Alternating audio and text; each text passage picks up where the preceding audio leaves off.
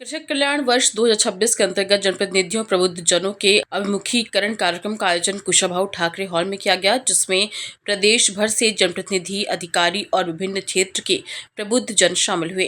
कार्यक्रम में मध्य प्रदेश के मुख्यमंत्री डॉक्टर मोहन यादव मुख्य अतिथि के रूप में मौजूद रहे।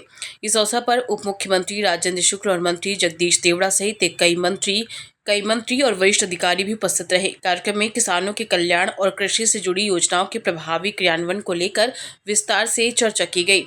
अपने संबोधन में मुख्यमंत्री डॉक्टर मोहन यादव ने कहा कि किसान कल्याण वर्ष की योजनाओं का बेहतर क्रियान्वयन कर उनका सीधा लाभ अन्नदाता किसानों तक पहुंचाना सरकार की सर्वोच्च प्राथमिकता है। उन्होंने बताया कि विभिन्न विभागों द्वारा प्रेजेंटेशन के माध्यम से सरल तरीके से ये बताया जा रहा है कि प्रदेश में कृषि क्षेत्र के विकास के लिए किस प्रकार की योजनाएं और प्रयास किए जा रहे हैं। मुख्यमंत्री ने कहा कि देश में मध्य प्रदेश एकमात्र ऐसा राज्य है जहां किसानों को मात्र 5 रुपए में बिजली कनेक्शन देने की सुविधा दी जा रही है। उन्होंने ग्रामीण क्षेत्रों में होम स्टे को रोजगार का बेहतर माध्यम बताते हुए कहा कि खासकर धार्मिक स्थलों के आसपास होम स्टे की मांग तेजी से बढ़ रही है। मुख्यमंत्री ने कहा कि मध्य प्रदेश एक कृषि आधारित राज्य है और अगले 5 वर्षों में 100 लाख हेक्टेयर भूमि को सिंचित करने का लक्ष्य रखा गया है। साथ ही दूध उत्पादन बढ़ाने के लिए भी सरकार लगातार प्रयास कर रही है। उन्होंने वृंदावन गांव योजना के लाभों का उल्लेख करते हुए किसानों से अपील की कि वे नरवाई जलाने के बजाय अपने खेतों का भूसा गौशालाओं को उपलब्ध कराएं। सरकार की ओर से भूसा बनाने की मशीन भी उपलब्ध कराई जाएगी। मुख्यमंत्री ने यह भी घोषणा की है कि प्रदेश की हर विधानसभा में कृषि सम्मेलन आयोजित किए जाएंगे, जहां किसानों को योजनाओं की जानकारी दी जाएगी और उत्कृष्ट कार्य करने वाले किसानों और पशुपालकों को सम्मानित किया जाएगा। इसके लिए प्रत्येक विधानसभा को कृषि सम्मेलन आयोजित करने हेतु 5 लाख रुपए की राशि प्रदान की जाएगी, जिससे किसानों को आधुनिक कृषि तकनीक और योजनाओं का लाभ मिल सके।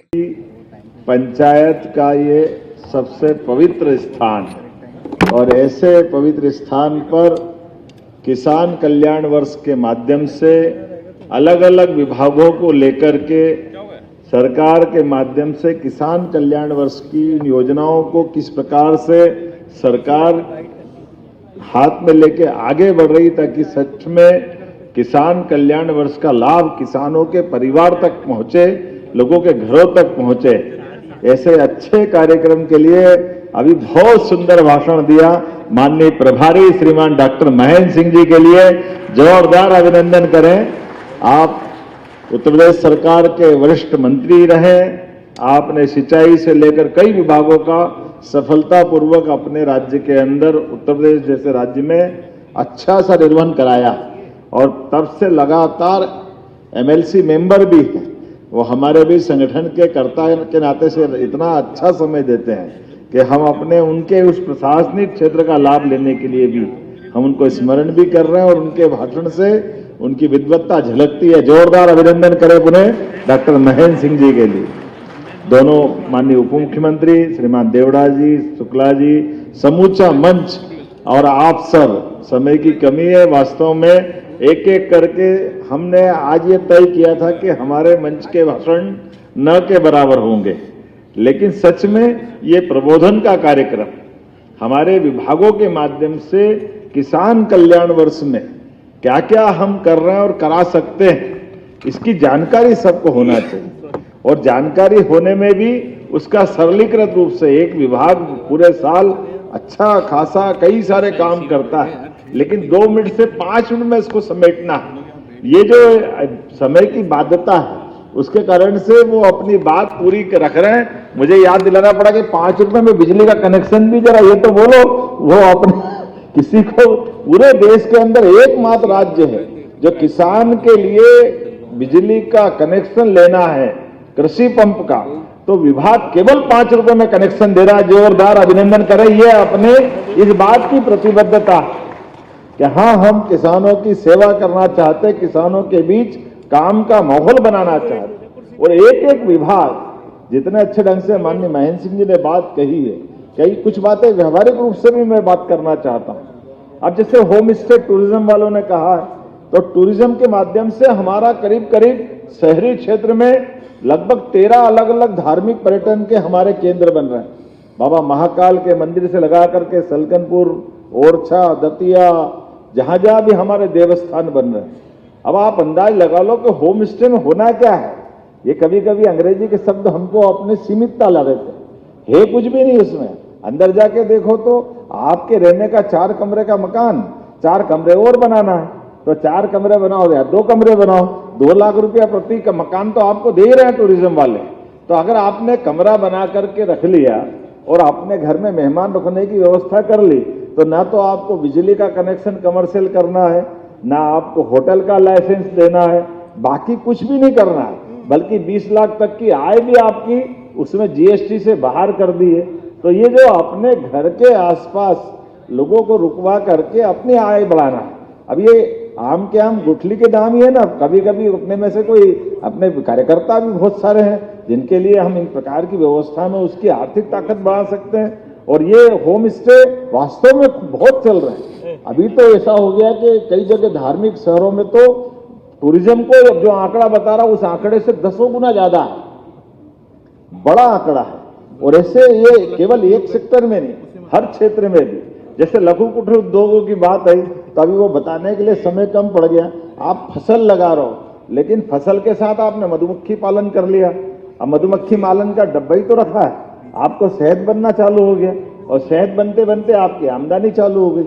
ऐसे दूध उत्पादन के लिए भी सच में पूरे देश के अंदर सबसे अच्छी संभावना मध्य प्रदेश की है। इतना बड़ा हमारा, आपने आंकड़ा सही बताया, खेती के अलावा बहुत बड़ा हमारा फॉरेस्ट का इलाका, लेकिन पशुपालन तो हम हर जगह कर सकते हैं। पशुपालन में क्या आपत्ति? और उन्नत पशु जिनकी अच्छी दुधारू क्षमता हो, दूध देने की ज्यादा ताकत हो। अब इसी के भरोसे तो हम दूध के लिए ही और मार्केट बना रहे हैं। 9% का संकलन अभी है, इसको 20% तक ले जाएंगे। लेकिन राज्य अपना एकमात्र ऐसा रहेगा इसी सत्र से जो पहली से लेके 8वीं तक के बच्चों को स्कूल में दूध फ्री पिलाएगा। यह अपनी सरकार की योजना है।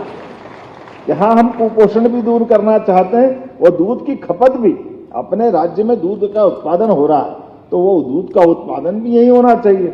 अब आप अंदाज लो, दूध की फैक्ट्री हो या फूड पार्क की कोई फैक्ट्री हो, तमाम प्रकार की फैक्ट्री के लिए अगर 50 लाख की योजना तो 25 लाख तो वैसे ही माफ, 50% तक अनुदान आप ही की योजनाओं के बलबूते पर। और एक ये नहीं, जैसे अभी आपने सही कहा कि हमारे ये गौशाला हैं, अब ये अपनी सारी योजनाओं को लेकर के जितने विभागों ने अपनी बात कही है नीचे तक जाने के लिए ये कार्यशाला सब प्रकार के लोगों को जोड़ करके बुलाई गई, जिसके माध्यम से अपने सभी माननीय विधायक भी बैठे हैं, बाकी भी सारे अलग अलग प्रकार से कृषि क्षेत्र से। अब अपना तो राज्य लगभग 80% से ऊपर कृषि प्रधान ही तो राज्य है और इसमें भी राज्य की आबादी का 60% से ज्यादा हिस्सा इस सारे विभागों में आ जाता है।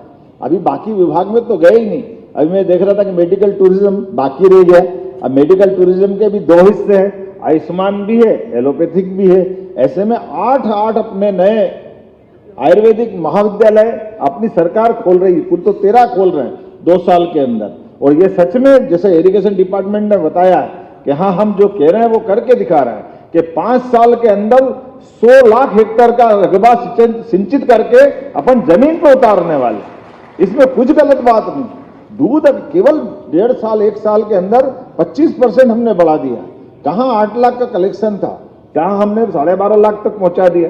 दूध के ऊपर किसानों की और खास करके उनकी आय का हिस्सा देखो तो प्रति लीटर दूध 5 रुपया उसका दाम बढ़ गया। कहां वो दूध का पहले जो इसकी आप अंदाज लगा लो कि पूरा इतना 12.5 लाख लीटर रोज कलेक्शन हो रहा है और 5 रुपये लीटर उसका भाव बढ़ा है। तो आप बताइए उसके घर के अंदर उसकी आर्थिक इकोनॉमी बढ़ी कि नहीं बढ़ी? वो पूरी बदल रही। ऐसे सब क्षेत्रों के अंदर बात करें इतने प्रकार से। लेकिन अब हमको क्या करना है ये तो हमने सुन लिया, हमारे स्तर पे क्या करना है तो आपको अपने स्तर पे करना है।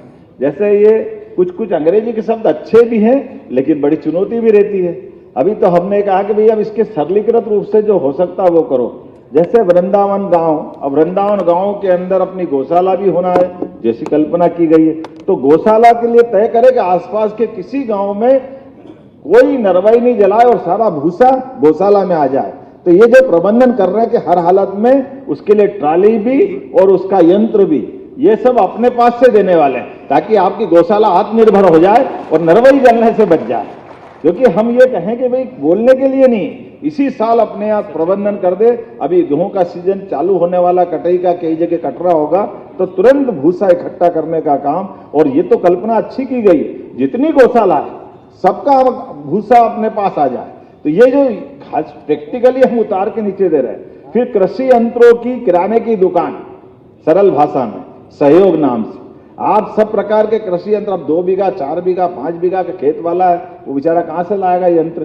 तो आप अपने विधानसभा के क्षेत्र में ऐसे ही दुकानें खुलवाएं, उसमें हम मदद करेंगे ताकि वो सामान अपने वहां से किराए पे, उसकी खेती बाड़ी छोटी मोटी वाला भी है, और ट्रैक्टर से अपना यंत्र ले जाए और वापस ले आए। अब ये बहुत छोटे छोटे प्रयोग है, लेकिन इसके लिए भी हमको जागृति भी करना है। तो आप अपने विधानसभा क्षेत्र के अंदर 4-5 सम्मेलन कर सकते हैं, और 4-5 सम्मेलनों के लिए जो मदद चाहिएगी कृषि विभाग के माध्यम से हम वो भी कराने को तैयार हैं, ताकि हर एक विधानसभा के अंदर ये सकारात्मक माहौल बने। उसमें उद्यानिकी का हो, ताकि अच्छे प्रकार की उद्यानिकी कैसे हो सकती है, एग्रीकल्चर अच्छा कैसे हो सकता है, प्राकृतिक खेती अच्छी कैसे हो सकती है। और इसी में जैसे हम में से कोई अगर अपनी खेती के माध्यम से, कई सारे किसान जब अच्छे फलोद्यान की बात करता है, अब तो वो कितना बड़ा बड़ा मुनाफा बता रहे हैं। भोपाल से आदित्य सराठी की रिपोर्ट।